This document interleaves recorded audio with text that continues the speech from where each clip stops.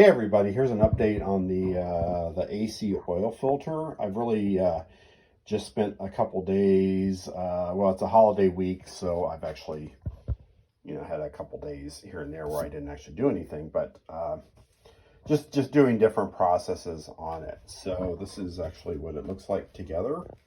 And just figured you'd like to see it before I actually did any work on it. So here's the different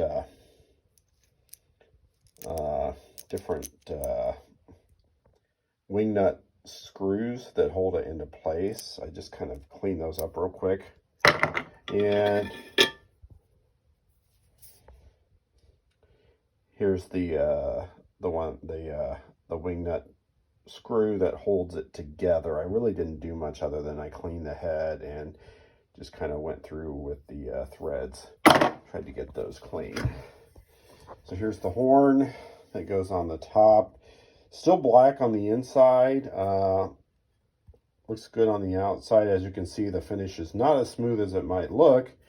Had some people, some sort of haters, popping up saying, oh, that'll never take primer. Really? Look at that. I have no worries about this. And actually, I'm going to paint this using the black, I believe it's like a GMC gloss black paint that's recommended on Jeep Draw for these, and with its matching primer. It's at the auto parts store right now. I ordered it, and I'll go pick that up at some point here today. Okay, let's get this bad boy apart. Hold on, I set it down, and it kind of went back together on me.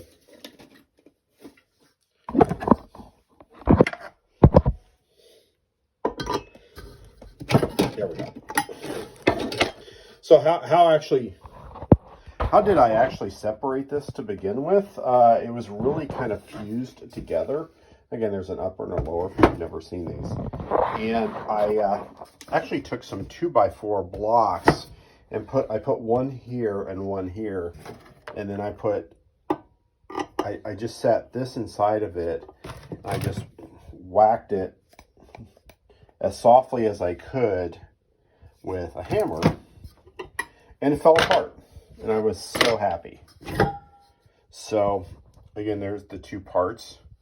Again, let's look at the bottom part, and it's pretty good shape. It's got a few little dings that I'm going to straighten out here as best I can. And again, the bottom side of it was painted, which I've removed that paint. It didn't take much. It pretty much almost fell off. So I've actually used some purple power on this, and I went through around the edge of this and just cleaned it up the best I could. There's a lot of grit and grime that collects in that corner. So other than that, I think it's in pretty good shape. And the inside was really, really good, in good condition. In fact, when I pulled this off, there was still some oil. It wasn't like dried up gross oil. There's still some damp oil floating around in there. If you're not familiar with it, the inside, it's got the oil level with the two little arrows on it. Another interesting thing of this is the only part of this side, the side piece right here that was painted, was the section that probably was exposed via the air intake that sits on the back of it. So I haven't removed this yet. I will before I repaint this. So anyway, that's what that is. And then again, here's this part. This has got a lot of like dings and stuff in it. But I've gotten it kind of to the point where I can start fixing it and getting it back together. Now, there are some issues with it. I'll come to those later, but let me show you what it looks like here on the inside. Again, these are horsehair on the inside. I got a little bit of flash rust I got to deal with here at some point. So I actually degreased this. I let it sit in Dawn dishwater detergent overnight, and actually pulled out a lot of oil. And I think that this horsehair that's in there is still quite intact. So mostly I was getting crud and dirt off of it. But it's actually in pretty good shape. So I can't really complain about that. So, in fact, on the inside, there's still some residue in there. So, that's probably from one of the things that I did with it. I ran it actually through Dawn dish detergent just to kind of get the oil and grease off of it, or at least knock it loose. And then I actually evapor-rested it. And I did that with this. And actually all these parts have been through evapor-rest also. So I've got some problems I got to deal with this one. And I think this is the part that actually sits up against the cowl. And there's the gap with the hood. I think water came in and really pitted this pretty bad. And it's pretty rough back here. And in fact, some of it's gone. So this is something I'm going to have to address. The bottom piece, fortunately, is okay other than bent. So I'm going to try and straighten that out. In fact, some of these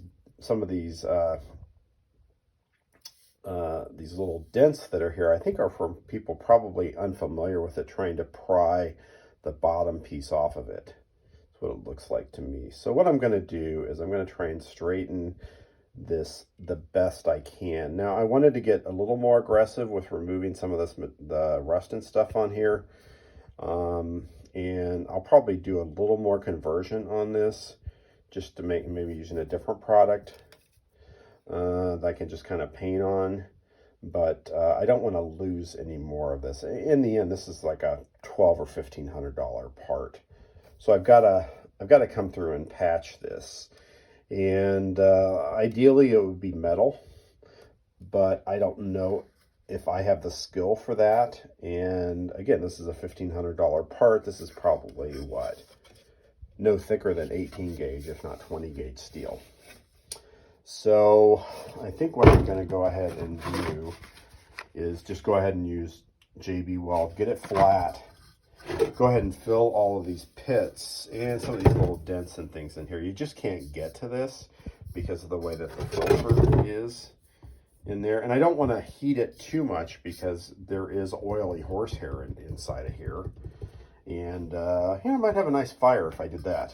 So, so that's kind of where I'm at with this right now. Again, I want to try and eliminate what remains. And this actually sat in evapor-rest for quite a while. I think maybe 8 hours. Still didn't get rid of it. That's just how heavy the pitting there is. So anyway, that's what's going on with this. So probably the next time you'll see this, it'll be done. Maybe in about a week. So anyway, that's it. I'll see you on the next one.